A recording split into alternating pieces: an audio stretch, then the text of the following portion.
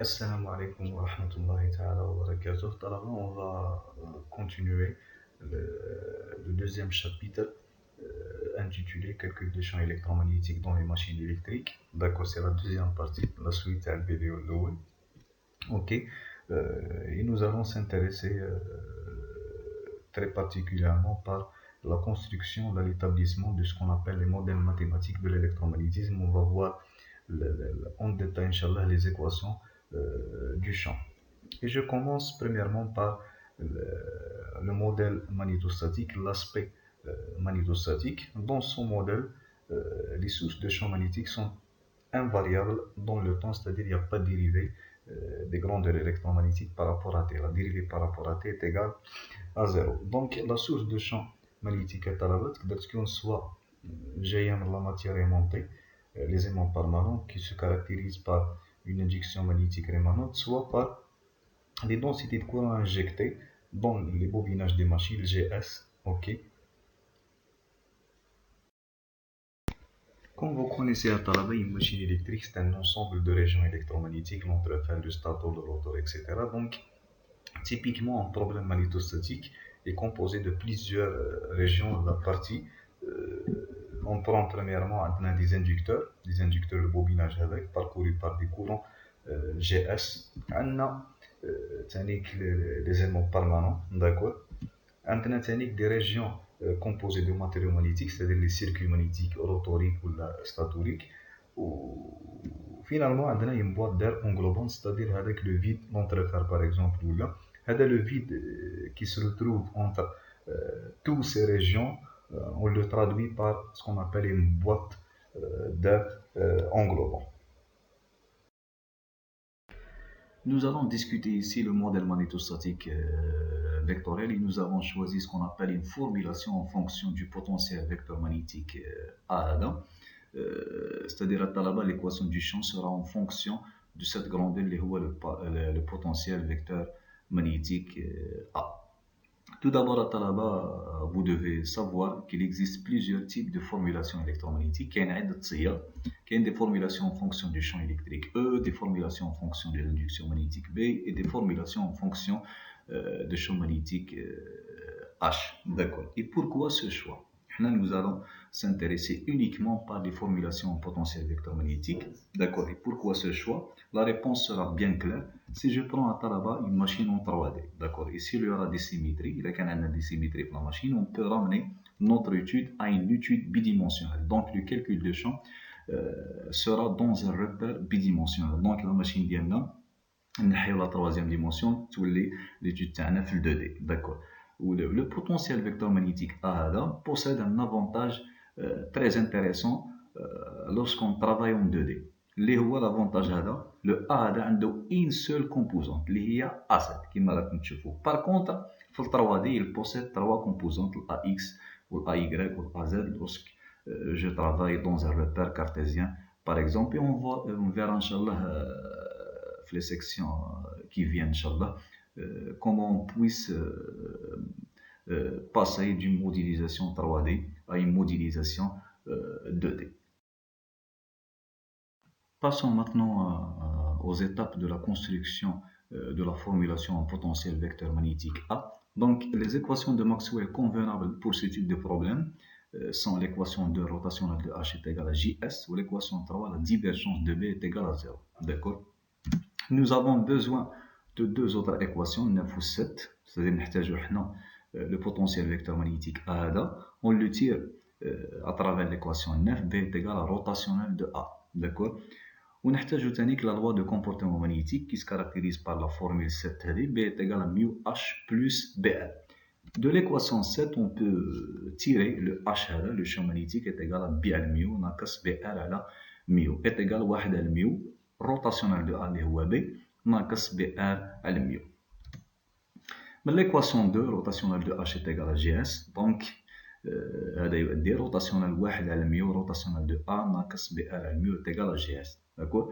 Et finalement, nous arrivons à trouver l'équation de la magnétostatique. Donc, on met l'inconnu à gauche, c'est-à-dire rotationnel 1 على mu, rotationnel de A est égal à JS plus rot BR على mu. Donc, je mets à gauche l'inconnu, le potentiel vecteur magnétique A, ou à droite, je mets les sources de champ magnétique. On a deux types de sources, le courant d'excitation GS, ou on a les aimants permanents qui se caractérisent par l'induction magnétique rémanente. D'accord.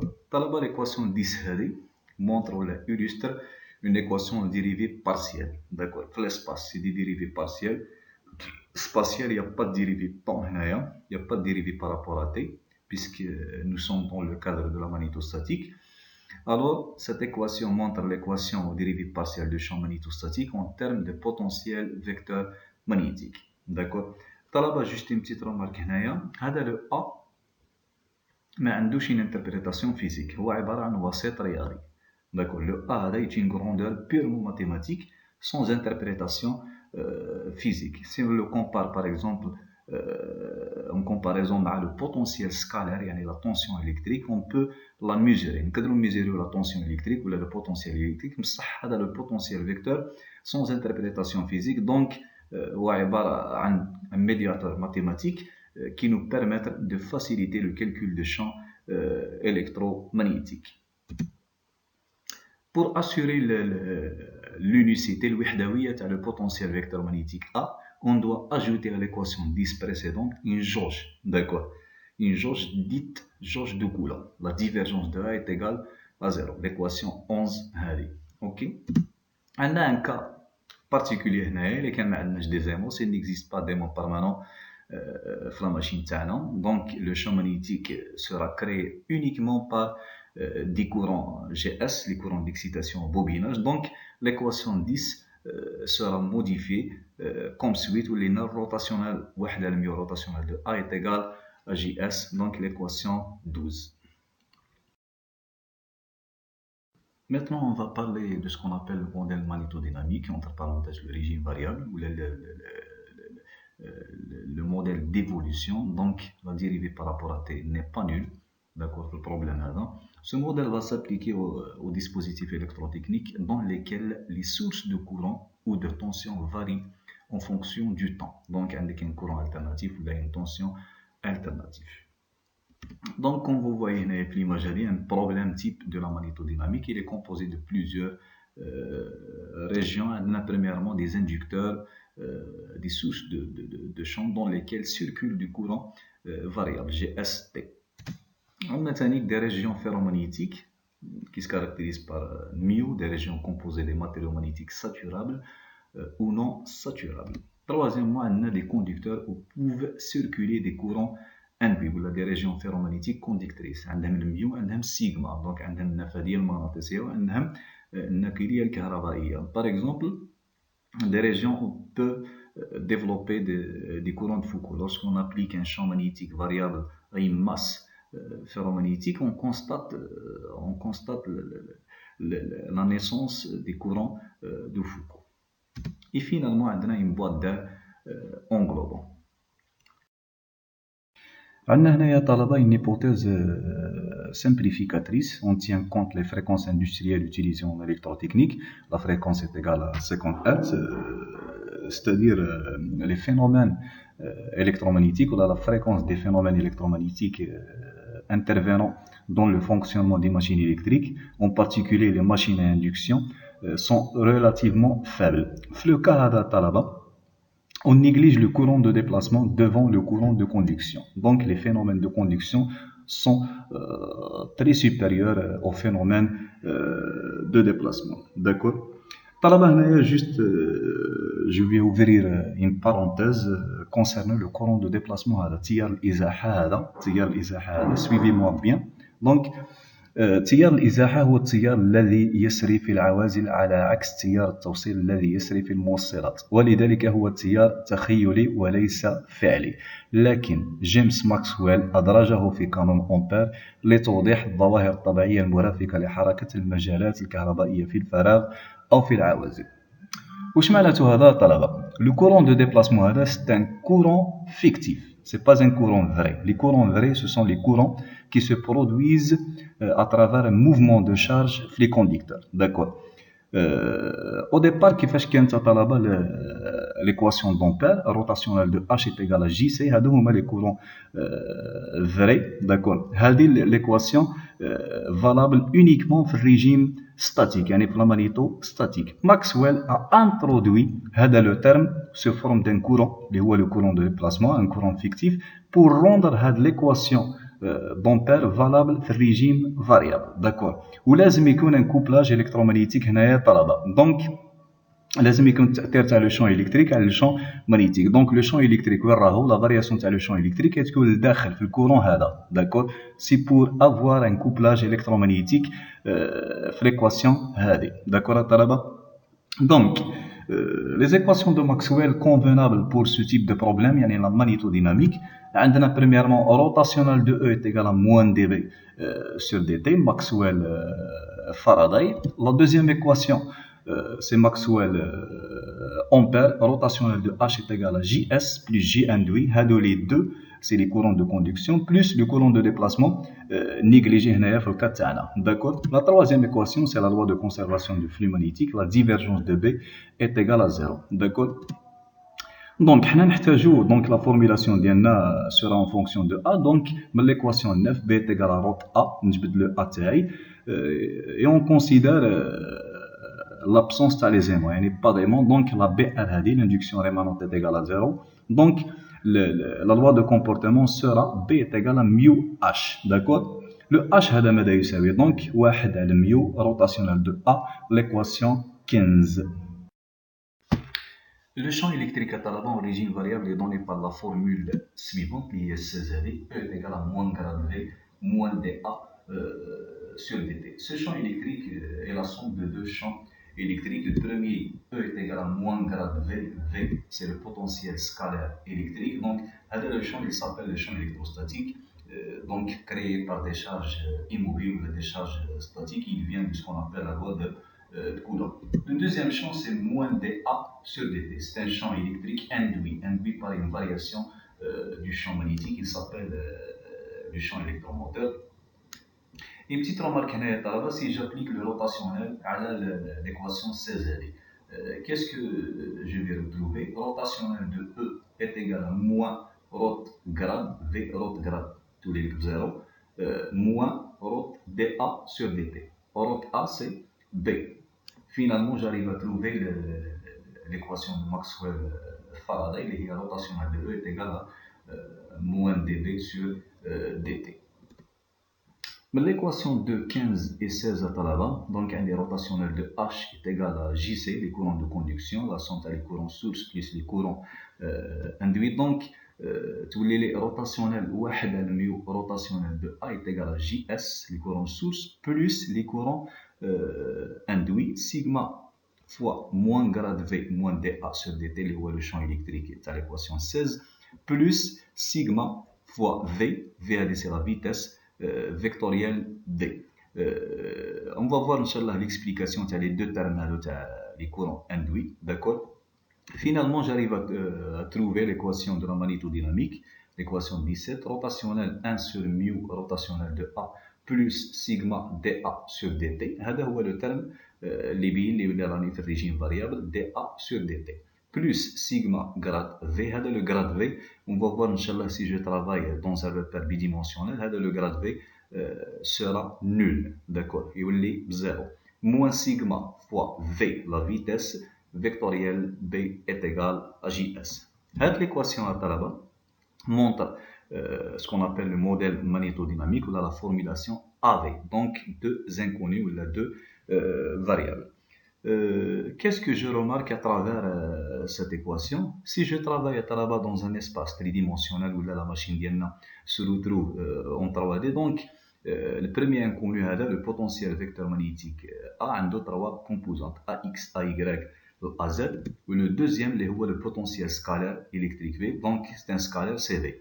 Finalement, l'équation présente en 3D 4 inconnus par point de calcul. Qu'est-ce que ça veut dire par point de calcul? Si je vais résoudre l'équation de la magnétodynamique par une méthode numérique, qui la méthode des éléments finis, donc عندنا par exemple 1000 points. أنا حاب نحسب le champ تاعي في 1000 points في la machine. Donc 1000 points fois 4 vous les 4000. Donc 4000 inconnus. D'accord? Donc c'est un système numérique très lourd. Je vais expliquer ici à Talaba les termes des courants induits qui interviennent dans l'équation ou le modèle de la magnétodynamique qu'on a trouvé précédemment. Donc, deux types ou deux termes des courants induits. Le premier, c'est moins sigma dA sur dt, ou le deuxième, c'est sigma fois V, la vitesse vectorielle B. Ces deux termes à Talaba représentent les densités des courants induits. Ils traduisent le caractère dynamique. Donc, à Talaba, il faut une dynamique pour avoir la création, l'apparition des courants induits. Ils traduisent le caractère dynamique dans le temps et dans l'espace des phénomènes électromagnétiques.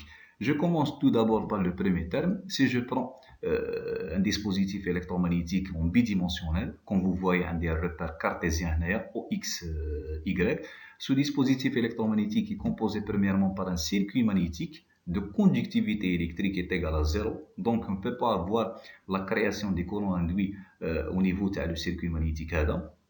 Deuxièmement, on a une bobine traversée par un courant source GS.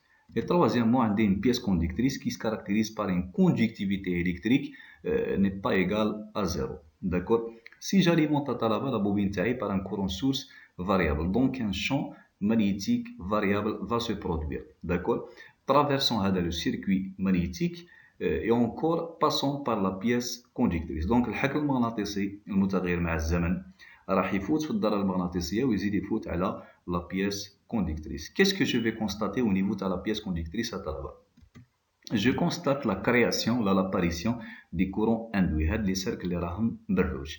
L'expression mathématique de ce type de courant, J induit est égal à sigma fois E est égal à moins sigma dA sur dt. D'accord? Comme conclusion à Talaba, le terme du courant induit. Donc, une variation dans le champ magnétique va produire des courants induits au niveau des pièces conductrices. Concernant le deuxième terme des courants induits, les sigma fois V vectoriel B, ce sont des courants à Talaba qui viennent du mouvement d'une pièce conductrice. D'accord. Si je prends le dispositif électromagnétique, comme vous voyez, composé d'un circuit magnétique, le circuit magnétique va canaliser un champ magnétique B produit par le courant GS. Donc, il y a une bobine parcourue par le courant GS. Vous remarquez à la direction de GS comme suivant Z. D'accord, la direction de GS comme suivant Z. Donc, le courant est perpendiculaire au plan en face fécond. D'accord. Le champ magnétique B tourne autour de ce courant. Donc, il se retrouve dans le plan OXY. Donc, deux composantes, les BX ou le BY. On a une plaque au mouvement, une plaque conductrice qui se déplace à une vitesse linéaire, par exemple V. Qu'est-ce qui va se produire au niveau de la plaque conductrice à Talaba? Donc, l'apparition des courants induits. On constate l'apparition des courants induits. L'expression mathématique de ce type de courant induit, donc G induit est égal à sigma fois V vectoriel B. Afin de résoudre l'équation de la magnétodynamique, à deux inconnus, le potentiel vecteur magnétique ou le potentiel scalaire, on doit fixer la divergence de potentiel A, c'est-à-dire la divergence de A. L'équation 11D, c'est pour assurer ce qu'on appelle l'unicité de la solution. D'accord. On a un cas particulier dans le cas où les courants induits par mouvement sont nuls. Donc, on tient compte uniquement des courants qui viennent de la variation du champ magnétique. Vous tenez que le grade V, grade V est égal à 0. Donc, on va voir, Inch'Allah, les sections futures. Si je travaille dans un repère bidimensionnel, le grade V est égal à 0. Donc, le système d'équation devient comme suit. Rotationnel 1 sur mu, rotationnel de A, plus sigma dA sur dt est égal à GS. Nous avons la divergence de A est égale à 0, la jauge de courant. Talaba wahda mu est égal à nu, il s'appelle la réductivité magnétique. Wahda mu est égal à nu, c'est la réductivité magnétique. D'accord. نكتفي بالقدر هذا طلبة. Il nous reste une dernière partie, d'accord, pour compléter ce deuxième chapitre concernant le module champ magnétique dans les machines électriques. Nous allons voir la dernière partie, Inch'Allah, les conditions limites du type Dirichlet, les conditions limites du type Neumann, la périodicité, c'est quoi l'antipériodicité, et on va terminer le chapitre par le traitement bidimensionnel. Dans la section هذه راح نشوفوا les symétries planes ou les symétries axiales. D'accord. Assalamu alaikum wa rahmatullah ta'ala wa barakatuh.